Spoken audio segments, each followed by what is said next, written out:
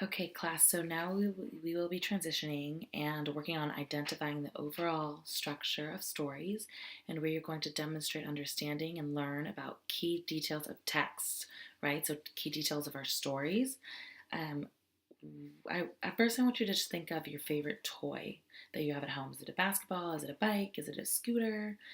Because we will be reading the patchwork bike. So we're going to look through the text right now, make some predictions. We'll just look at the pictures. We'll start from the beginning of the story. What is the title? What do you think we're learning about? We'll write predictions on the board about what we think the story is about. We'll flip through the pages of our story and kind of make predictions and ask and answer questions that we think what the book is about. All right, so let's begin to read our story. Because I don't have the book, I'm just pretending here. But as I read, I will be asking questions before, during, and after. What is so special about the bike? What is it made out of? Where do you think this book takes place? Which is actually, if you look at the book, it's really unique. The illustrations are really, really unique. So how different are the locations described in this book? What do they look like? And what clues did you find in the text? What did the images give you hints? What clues do we see as to what the book is about and what it looks like and the characters and what takes place, where it takes place? What clues did the book give us? What does the phrase "one man's junk is another man's treasure" mean to you? What do we learn throughout the book?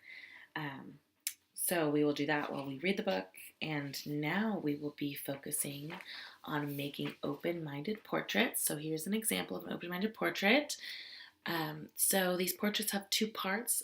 The character's face is in the front and on the top. And, what does our character look like? You have a bunch of characters throughout the book. Is it the brothers, the mom? Is it our main character? You can choose anyone you like.